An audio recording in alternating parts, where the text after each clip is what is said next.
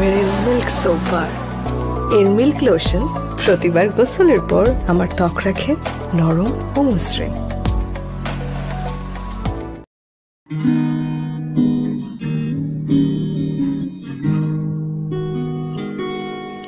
তুমি অনেক কিছু বলতে গিয়ে শেষে কোনো কথা বলে গেলে না। তুমি স্বপ্ন চূড়া ছুতে গিয়ে শেষে একেবারও পথে নামলে না।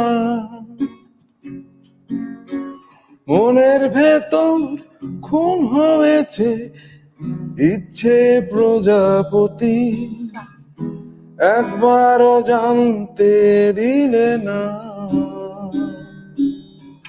সেই বেদনার কান্না কেমন বুঝতে দিলে না।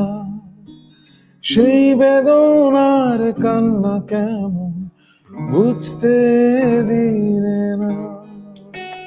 Thank you so much.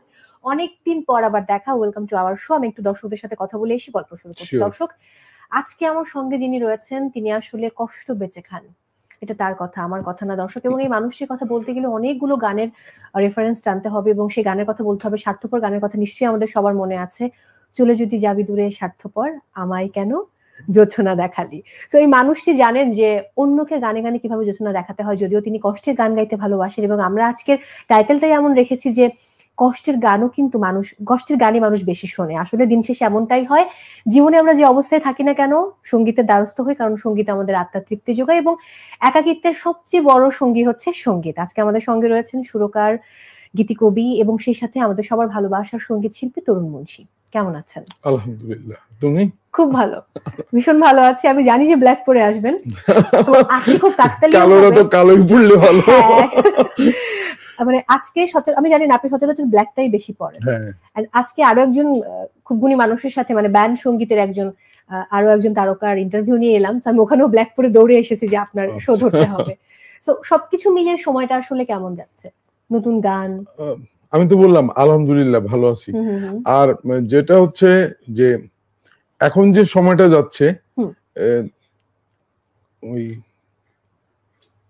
আমাদের তো একটা পরিবর্তন হলো দেশের। হ্যাঁ, একটা আমার মনে হয় যে আস্তে আস্তে আবার সবাই একটু নরমাল হচ্ছি। তো শিল্পীদের কাজের ফেরাটা কিন্তু খুব অনিশ্চিত এখন। মনে হয় জুলাই মাস থেকে এই পর্যন্ত ম্যাক্সিমাম আর্টিস্টেরই খুব বেশি কাজ নাই, খুব বেশি না, কাজই নেই বলতে গেলে। মানুষ ওই বিয়েবাড়ির অনুষ্ঠানই হোক আর মঞ্চই হোক, খুব বেশি যে সরব তা না। আমরা বেশ কিছু ওই বর্ণার্থদের জন্য করলাম, সেটা আমরা আমাদের মানে গান গাইতে পারি এই জন্য আমরা আমাদের এইটুক দিয়ে করছি। কিন্তু আমার মনে হয় আমি একটা মঞ্চে বলছিলাম, আজিমপুর একটা শোতে বলছিলাম, আপনারা বন্যার্থদের জন্য আসছেন, আমরাও আসছি, আমাদের জন্যও আইসেন।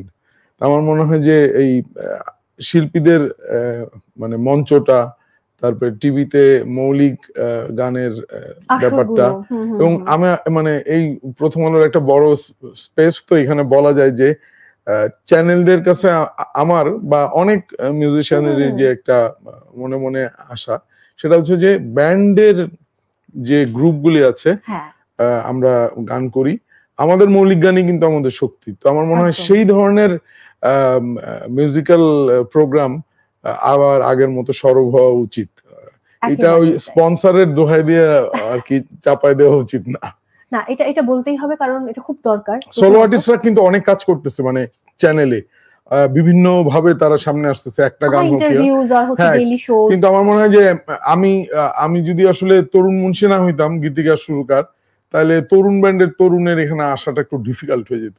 এটা আমি মানে যে গানটি মানে বেরোলো একদমই নতুন, বেদনার কান্না, খুবই সহজ সরল সুন্দর ভাষা এবং সুরটাও খুবই মানে আরামদায়ক, মানে শুনে আরাম বোধ হচ্ছিল। হ্যাঁ, আপনার সুর, নিজের সুরে গানটি করলেন অনেকদিন পরে। সো আমি শুনছিলাম যে পাইপলাইনে আরো কিছু গান রয়েছে, যে গানগুলো হয়তো প্রকাশ পেতে পারে খুবই সম্প্রতি। বা পাইপলাইনে মানে কি, আমি তো আসলে গানই করি, তাই কারোটা লিখি, সুর করি, নিজেরটা গাই, সবগুলোই করি। সঙ্গীতের কাজটাও দৌড়াদৌড়ি করি। বেদনার কান্নাটা হচ্ছিল যে মানে লিখেছেন তো গীতিকবি গোলাম মোর্শেদ। আমি সচরাচর আমার প্রয়োজন পড়ে না অন্যের লিরিক্স নিয়ে কাজ করার, যদি ফরমাইশ ভাবে না আসে। তো মাসুবের সাথে আমার সম্পর্ক 97-8 থেকে। আমি ওনার অনেক কাছের একজন মানুষ, আমি কনফিডেন্টলি বলতে পারি। আমাদের সম্পর্ক খুব ভালো এই পর্যন্ত আছে। মানে সাধারণত আমাদের এই লাইনে এত লম্বা ভালো সম্পর্ক ভেরি ডিফিকাল্ট থাকে না, মানুষ চেহারা পাল্টায় বা মানে সম্পর্কটা খারাপ হয়।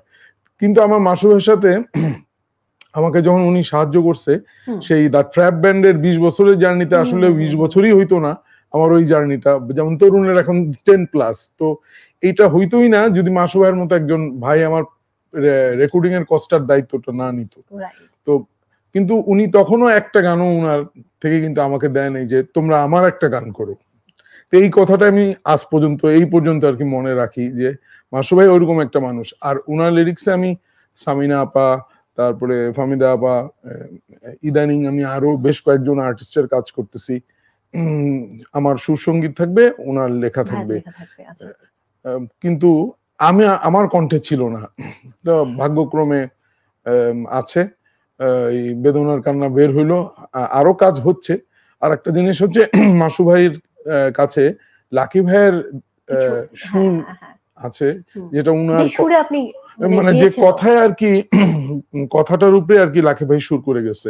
তা আমার হয়তো ইনশাল্লাহ আল্লাহ যদি তৌফিক দেয়, মাসুবের থেকে আমি একটা মানে গান পাবো যেটা সুর লাকি ভাইয়ের করা। আমি অলরেডি আমরা এটা নিয়ে বসছি। এইটা আমার এই জন্য বললাম যে এইটা আমার এখন একটা অন্যরকম ফোকাস প্রজেক্ট। আর আমার একটা আমি নিজেরে বুঝি না একটা গান করতেছি আমার খুব কাছের একটা ছোট ভাই অনির সাথে।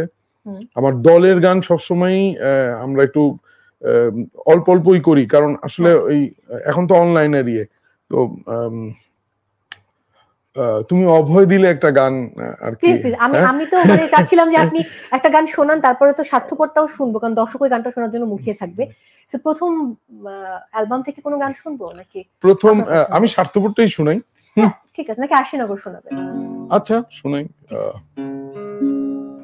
এটা যদি একটু উঁচু। আচ্ছা। চোখের জলে বাঁধলে তারে, চোখের জলে বাঁধলে তারে, যায় কি ভোলা আর শ্রীনগর কোথায় কেমন রইল অজানা। মাটির দেহ মাটি হবে, মাটির দেহ মাটি হবে, মাটির বিছানা আর শ্রীনগর কোথায় কেমন রইল জানা। তাই আজব গলি, আজব বাড়ি, আজব বাসিন্দা, আজব পাখি, আজব খাঁচা, আজব রঙ্গিলা রে, আজব রঙ্গিলা। চোখের জলে বাঁধলে তাহারে। Thank you. অনেক অনেক ভালোবাসা। চাইম ব্যান্ডের হয়ে অনেকদিন পরে গাইলেন, গল্পটা যদি একটু শুনে আসি। যে এইটা হচ্ছে আমার পারিবারিক একটা সম্পর্ক আছে। আমাদের ছোটবেলা থেকেই নিজেদের পরিবারের কেউ যদি টিভিতে বা গণমাধ্যমে বা মঞ্চে গান গায়, সে তো ফেভারিট থাকে। আর আমার দৃঢ় বিশ্বাস খালিদ আসার পর থেকে অনেকের ফেভারিট ছিল। আমি ছোটবেলা থেকে আর করে যাদের গান একদম মানে আত্মা থেকে গাইতাম, তো তাদের মধ্যে অবশ্যই আজম খান, লাকি এখন, আয়ুব বাচ্চু, বসের গান তো মানে আমি একটু অন্যরকম পছন্দ করি, বাচ্চু ভাইরে। এটা আমার মানে ওনাদের মতো করি, কিন্তু আবার একটু বেশিও করি। আর খালিদ কাকা ছিল কি, উনি আমার মানে ওনার কণ্ঠটারে নকল করার মতো স্বপ্ন ছিল। কণ্ঠ ওইরকম হয় নাই, কিন্তু এরকম একটা কিছু হওয়ার ছিল যে আমি যদি আমার গানে যদি মানুষ মেলোডি পায়, তাহলে তার মেইন কারণ হচ্ছে আমি যাদের নাম বলছি সবার গলায় মেলোডিটাই ছিল। আমি এদের খুব ফলো তরুণ ভাই, করতাম। আমি যদি ভুল না করি আপনার লেখা সুর করা গান কিন্তু শ্রদ্ধেয় আজম খান গেয়েছেন। হ্যাঁ, আমি আমার সৌভাগ্য হয়েছে, আমি 4টা গানের কাজ করছিলাম। অন্তত 25 বছর 27 বছর আগের কথা, এরকমই হবে, 95 এর অনেক আগে। হ্যাঁ, এরকম টাইমের কথা মনে হয়। ব্যস্ত ভবঘুরে ক্যাসেটটার টাইটেল ছিল। ব্যস্ত ভবঘুরে ওই টাইটেল সংটাও আমার কথাও সুর ছিল, এবং সঙ্গীত করছিল জুয়েল বাবু। আচ্ছা, আমি তো ওনাদের একদম শুরু থেকে একসাথে ছিলাম। আবার যদি এরকমটা বলি যে আপনি যে সুর করেন, আপনার নিজের লেখা গানগুলো সুর করেন বা অন্যের লেখা গানও সুর করেন, আপনার এই সুরের যে আপনার একটা প্রভাব রয়েছে শ্রদ্ধেয় লাকী আখান্দের, আপনি সবসময় বলেন। হ্যাঁ হ্যাঁ, বাচ্চু ভাই, লাকী ভাই, আর আরেকজন আছে মানে প্রয়াত শ্রদ্ধেয় আলাউদ্দিন আলী। উনারকে আসলে কি ওই সিনেমার গান হোক, যেরকম মানে উনার কোনো কাজ কারো কণ্ঠে বা কোনো জায়গায় দেখলে আমি একবার হইলেও ভালোবাসা শুনি। তো উনারও অনেক প্রভাব আছে, কারণ উনার সুরগুলি আসলে যে কোনো একটা সুরই মানে আত্মস্থ করতে পারলেও সে একটা ভালো শিল্পী, আমি মনে করি। এটা বলতেই হবে। হ্যাঁ, মানে উনার মতো আর কেউ আসবে না, আলাউদ্দিন আলী সাহেব একজনই, না বললে না। আর লেখার ক্ষেত্রে কাদেরকে আদর্শ মানেন? লেখার ক্ষেত্রে আসলে আমি তো মানে ওই শের শায়েরি অনেক কিছু টুকটাক, ওইটা অন্য ভাষা হইলেও ওটা আর কি মনে মনে একটা বাংলা তো বুঝে নেই আমি, ওইটার চর্চা আছে। শখে গল্পের বই তো কম বেশি পড়ি, গল্পের বই পড়লে অনেক সময় কিছু লিখতে মন চায়। কিন্তু বাংলাদেশে যদি প্রিয় গীতিকার থাকে তাহলে নজরুল ইসলাম বাবু আমার ভীষণ প্রিয়, প্রয়াত, এবং প্রয়াত কাউসার আহমেদ চৌধুরী। আমি মনে হয় ভীষণ বেশি মানে, আর কবি মহাদেব সাহা, এই উনার কবিতা পড়লে মনে হয় যে আমি লিখতে পারতাম বাট উনি লিখছে, এরকম মানে আমার কাছে এরকম মনে হইতো যে একদম মনের কথা, এরকমই তো আমি ভাবলাম, বাট উনার লেখা হয়ে গেছে। তো মহাদেব শাহর লেখাটা সহজ এবং খুব মানে, কবিতা কিন্তু একটু কঠিন হয় অনেক কারো অনেক। আমি শক্তি চট্টোপাধ্যায়ের কবিতার উপরেও কাজ করছি, কিন্তু আমার কাছে একদম মানে কবিদের মধ্যে মহাদেব শাহ আমার একটা অন্যরকম প্রিয়, ভালো লাগে। হ্যাঁ, আমার গানের, আমি যেহেতু গানের মানুষ আমি ওইভাবে বললাম, কিন্তু কাউসার আহমেদ চৌধুরী হচ্ছিল আমার মানে একদম আদর্শ। হ্যাঁ, ওইভাবেই লিখতে চাইছি, এবং আমি ওনার এটা বলছি যে আমি আপনারে নকল করি, এটা কোনো নকল করাটা হচ্ছিল কি যে ওনা যা লেখে আমি ওটা বোঝার চেষ্টা করি। হ্যাঁ হ্যাঁ, আমি একটা ছোট্ট ব্রেকে যাব, ব্রেক থেকে ফিরে এসে স্বার্থপর শুনবো, না হলে দর্শকেরা মন খারাপ করবে। দর্শক, নিচে ছোট্ট একটা বিরতি, ফিরছি এক্ষুনি, আমাদের সাথেই থাকুন। মিল্ক সোপার এর মিল্ক লোশন প্রতিবার গোসলের পর আমার ত্বক রাখে নরম ও মসৃণ। দর্শক, ফিরে এলাম ব্রেক থেকে, সবাইকে আরো একবার ওয়েলকাম করছি। মেরিল মিল্ক সোপার ক্যাফে লাইভের সঙ্গে রয়েছি মৌসুমী, আর আমার সঙ্গে আছেন আমাদের ভালোবাসার সুরকার, একই সঙ্গে সঙ্গীত শিল্পী এবং গীতি কবি তরুণ মুন্সী। স্বার্থপর গানটা শুনবো, তারপর আমি আবার গল্পে যাবো, এবং সেই সাথে দর্শক কমেন্টস করতে থাকুন, আমি অবশ্যই আপনাদের কমেন্টগুলো পড়ব। আচ্ছা, এটা কিন্তু একটু বাড়িয়ে গাইতে হবে, শুধু মুখটা গিয়ে ছেড়ে দেওয়া চলবে না। না, মুখটাই শোনাই, সুন্দর মতো শোনার চেষ্টা করি। আচ্ছা, ওকে, নো প্রবলেম।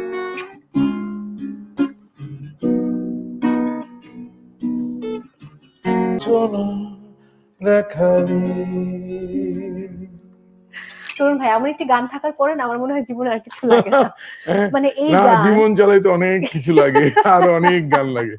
যেমন এই যে এখন তুমি যে বললা চাইমের জার্নিটা, চাইম আসলে এই মানে খালেক্টেকার চলে যাওয়ার পরে আমাদের পরিবার থেকে আর আসলে ওইভাবে হাল ধরার কেউ নেই।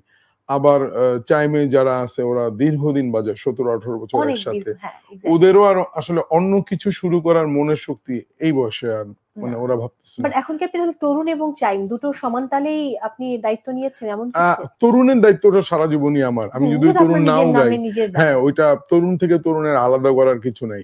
আর আমি যখন চাইমে দাঁড়াবো আমার সাথে অবশ্যই ওরা তো আছেই, শাওন গানওয়ালা ও আছে, আমরা ওই লাস্ট যে দেশ টিভিতে করলাম ওখানে আমরা 8টা শেয়ার করছি। তা আমি আর কি যেটা বলছি যে ওদের সাথে মানে এরকমই যে চাইমের প্রয়োজনে আমি এমনি দাঁড়ায়ও থাকবো, আর যদি গাইতে হয় আমি সাধ্যমতো চেষ্টা করব, বাট তরুণ চাইমে শুধু চাইমেরই গান গাবে, আচ্ছা, চাইমের বাইরে কিছু করবে না। ওইটা আমি যখন দাঁড়াবো আমার তখন আসলে ভাবতে হবে যে আমি আজকে চাইমের জন্য আসি, চাইমেরই ভোকাল, এরকম। ঠিক শাওনও তাই ভাবে, শাওন তার অ্যাপার্ট ফ্রম চাইম, শাওন সবকিছু করতেছে, কিন্তু চাইমে আসলে আমরা চাইমেই গান করি, চাইমের গান। তখন আসলে সবকিছু চাই। আমাদের সামনেও মনে হয় 27 তারিখে রবীন্দ্র সরোবরে আমরা উঠবো, একসাথে উঠবো, আমরা শেয়ার করি। যদি 4টা গান তাহলে আমি 2টা, ও 2টা, যদি 6টা হয় 3টা এরকম। বাহ, আমি একটু কমেন্টস নিতে চাই। অনেকে যুক্ত হয়েছেন আমাদের সঙ্গে। আব্দুল বশির রয়েছেন, লিখেছেন আমি সবসময় কষ্টের গান শুনি, খুব ভালো লাগে। একদমই তাই, আমরা প্রত্যেকেই তাই। নুরনবী আছেন, তিনি অনেকগুলো কমেন্টস করেছেন। ওয়ালাইকুম আসসালাম আপনাকে, এবং আপনি যে আমাদের সঙ্গে আছেন এই জন্য অনেক ভালোবাসা। আজাদি হোসাইন, আপনি রেগুলার আমাদের শো দেখেন, অনেক অনেক কৃতজ্ঞতা আপনার প্রতি। লিনাত নুজহাত আছেন, তিনিও ভালোবাসা জানিয়েছেন, বন্ধু গাইতে অনুরোধ করেছেন। মিনার ইসলাম শহীদুল আছেন, তিনিও ভালোবাসা জানিয়েছেন। সাইদুল হাসান আছেন, তিনিও ভালোবাসা জানিয়েছেন। হাসান মাহমুদ ডি দেখছেন আমাদেরকে এই মুহূর্তে, সুদূর পাবনা থেকে দেখছেন এই মুহূর্তে। শারমিন সেবা কবির বকুল শ্রদ্ধেয়, তিনি আমাদেরকে দেখছেন এই মুহূর্তে। কামরুল হাসান আছেন, লিখেছেন জয়েন্ট হতে চলে আসলাম, অনেক অনেক ভালোবাসা ভাইয়ার, সব গান খুব ভালো লাগে। আরো রয়েছেন সাকিব, রয়েছেন ইমরাউল আছেন, ভালোবাসা অবিরাম জানিয়েছেন কামরুল। সো আপনারা কমেন্ট করতে থাকুন এবং লাইভটি আপনার টাইমলাইনে শেয়ার করে দেবেন যেন আপনার বন্ধুরা আমাদের সঙ্গে যুক্ত হতে পারেন। এখন কোথাও যাবেন, আমরা আরো অনেক গল্প করব, গান শুনবো, কারণ এখনো অনেক গান শোনা বাকি আছে। এই যে কষ্ট নিয়ে আপনার এত অভিব্যক্তি, আসলে তরুণ মুন্সির জীবন বোধ কেমন? আসলে আমি আমার যে আমি 90 থেকে আর কি গানের সাথে সম্পৃক্ত, সেটা আমার বন্ধু বান্ধব, স্কুল, সবকিছু মিলে। আর ওই সময় আমি গোপনে আর কি ইংলিশ গানের বাংলা করতাম। আচ্ছা, গোপনে কেন করতেন? গোপনে করতাম, একটু লজ্জা লাগতো। I was healthy. আমার একটা ট্রান্সফরমেশন হয়েছে আমি মনে করি। ওইটা আমারে যারা চিনে তারা জানে। আর আরো মোটা ছিলাম আমি, অনেকটা দেখতাম মাসুদ ভাইয়ের মতো ছিলাম। চুল যখন অনেক ঘন ছিল, এখন তো চুল কমতে কমতে টুপিতে আসছে। কিন্তু আমার গানের প্রতি একটা ভালোবাসা ছিল। পড়াশোনা খারাপ ছিলাম না, জার্নি সুন্দর মতো শেষ করছি। চাকরিতেও সেটা মনে হয় মানুষ বুঝছে, কিন্তু আমার গানের প্রতি অনেক আগ্রহ ছিল। আমি আমার জার্নিটারে কিন্তু অনেকটা নিজের মতো করে সাজাইছি। তো কষ্টের যে ব্যাপার, গান করলে আমাদের দেশে কষ্ট স্বীকার করতে হবে না, এইরকম কেউ শিল্পী আছে কিনা জানি তো না। শুধু কি গানে, আমার তো মনে হয় তরুণ ভাই সব জায়গাতেই কষ্ট আছে। কালচারাল সাইডে যারা কাজ করবে তারা অনেক সলভেন্ট হলে আমার মনে হয় না তার মানে নিজের কোনো ক্রিয়েশন হবে। সে হয়তো কপি করতে পারে, মানে সে একটা গান শিখছে তাই সেটা গাচ্ছে, এরকম হতে পারে। কিন্তু শিল্পী যারা বলে যে, ধরেন আমি আমারটা বলি, যে এই যে লিখে সুর করে, যেমন গলায় হোক গায়, কিছু বাজায় গায়, তার রাস্তা অনেক কঠিন, অনেক।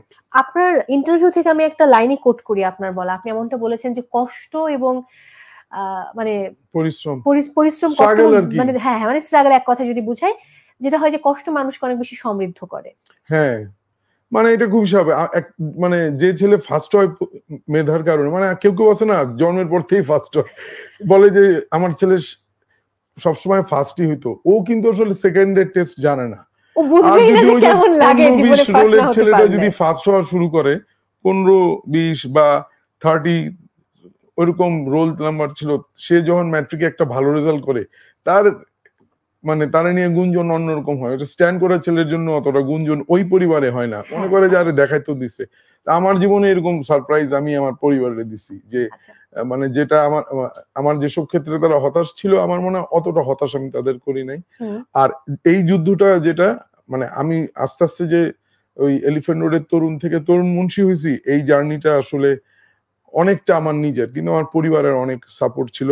মুন্সি কি আপনার পারিবারিক? হ্যাঁ, আমাদের ফ্যামিলি টাইটেল মুন্সি আর মিয়া। তবে আমরা মুন্সির পার্ট, মানে আমার দাদিরা মিয়া, বাট আমার দাদা দাদি হচ্ছিল আসলে ফার্স্ট কাজিন। ঠিক খালেদ কাকা, এই জন্যই আমরা অনেক মানে ক্লোজ। আমরা চাচা ফুফুদের তুমি করে বলি, আমরা বন্ধুর মতো আর কি। উনি কিন্তু আমার চাচা হইলে আমি মানে যারা দেখছে আমার সম্পর্কে, ও আমারে বাজান করে বলে, আমি ওরে তুমি করে বলি। যদিও সে ক্যারিয়ারে বা বয়সেও আমার অনেক সিনিয়র ছিল, কিন্তু আমাদের শেষ পর্যন্ত আমরা চ্যানেলের বেনিফিটে একসাথেই কিন্তু আমি নামছি, ও উঠছে। যখন এই যে এলিফ্যান্ট রোডের সময়টা, সেই মানে শিশুকাল থেকে তারপরে কিশোর, মানে কৈশোরে পদার্পণের পরে তারপরে যুবক হলেন, এরপর একটু একটু করে পথ চলা, ওই সময়ে সঙ্গীতে কাদেরকে পাশে পেয়েছেন একদম যখন মানে আমি যদি অনেস্টলি বলতে হয়, আমার জার্নিটাতে প্রথম যে ছিল সে হচ্ছে আমার বন্ধু সাইফুল। আমি তার কথা আসলে অস্বীকার করা যাবে না, কারণ সে আমার আসলে হঠাৎ করে একটা মঞ্চে উঠায় বলে গান গা। হ্যাঁ, আমি তখন আড্ডায় গান গাইতাম।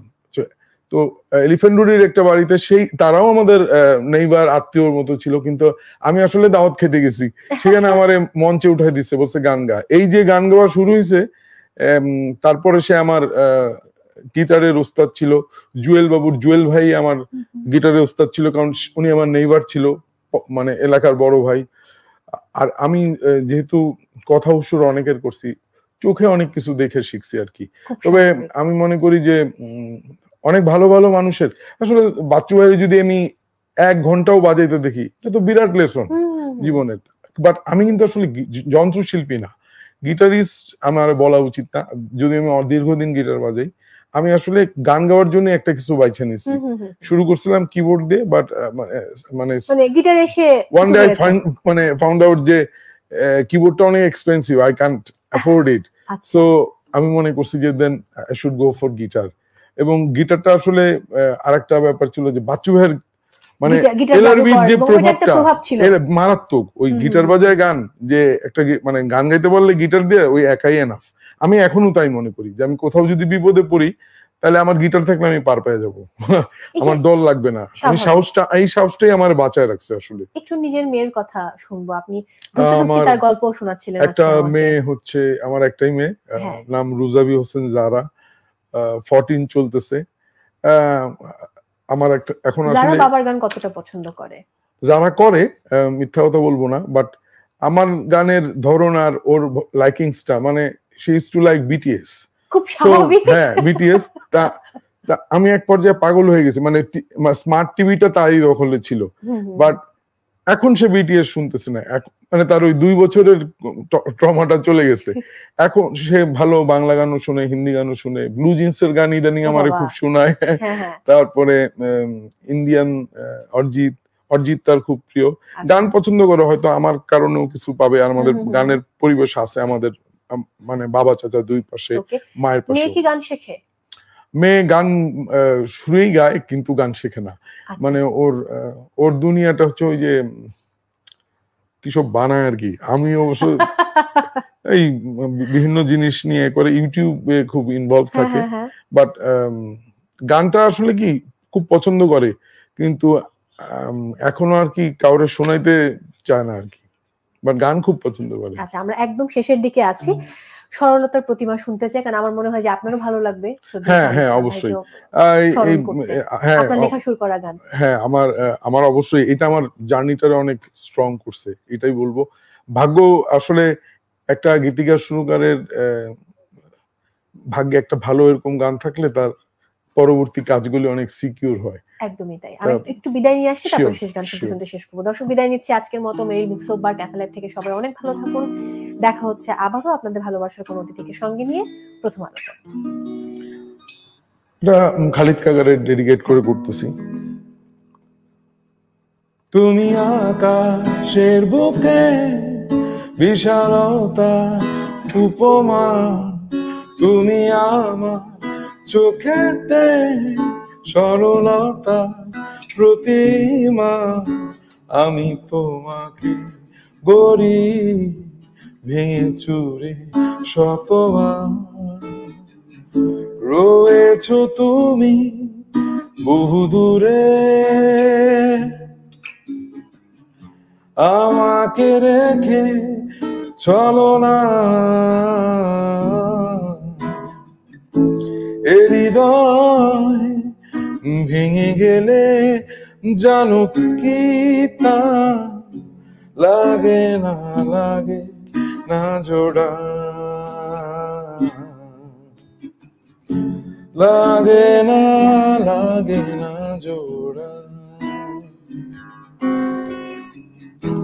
শ্রাবণ বেলায় তোমার কথা ভেবে বিষণ্ণ মন,